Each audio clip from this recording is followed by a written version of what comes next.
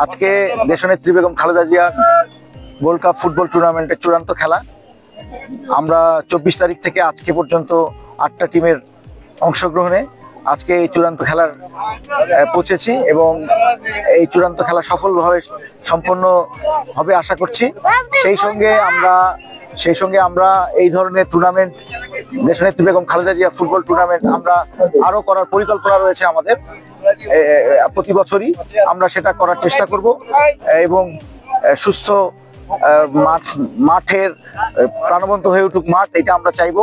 আমরা দিনাজপুরবাসী, ফুটবল প্রেমী এবং দেশনেত্রী বেগম খালেদা জিয়াকে অত্যন্ত শ্রদ্ধা করে ভালোবাসে সর্বজন শ্রদ্ধেয় নেত্রী। তার নাম হওয়াতে আরো বেশি মানুষ এই খেলাকে উৎসাহ সহকারে দেখতে আসছেন এবং ম্যাডামের জন্য দোয়াও করছেন। আমরা আপনার মাধ্যমে সকলের কাছে দোয়া চাই, দেশনেত্রী বেগম খালেদা জিয়াকে আল্লাহ তাআলা যেন সুস্থ করে অতি দ্রুত আমাদের মাঝে ফিরিয়ে দেন। কারণ আপনারা জানেন উনি সদর 3 আসন থেকে নির্বাচন করছেন এবং সদর 3 আসনের উনি মনোনীত প্রার্থী। আল্লাহ যেন ওনাকে সুস্থ করে আমাদের মাঝে ফিরিয়ে দিয়ে আমরা তাকে বিজয়ী করতে পারি, এই দোয়া চাই দেশবাসীর কাছে। আমি যেখানে খেলা শুনতে পাই সেখানে যাই, আর আমি একদিন ফুটবল খেলেছি নিজে। আমি ফুটবল খেলতে খুব ভালোবাসি, খেলা দেখতে ভালো লাগতেছে, কিন্তু কোন টিম জিতবে এটা তো বলা যাবে না, এটা ভাগ্যের নয়, ভাগ্যে।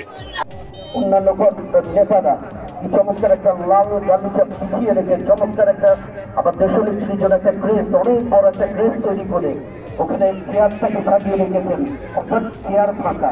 দেশনেত্রীর এটা হচ্ছে প্রতীকী প্রধান অতিথি, এটা বুঝতে হবে। অনেকে বলেন কিভাবে আসবেন, অনেকে অথবা একটু সমালোচনাও করেছেন। আসলে কথা বুঝতে হবে, ভাষা বুঝতে হবে।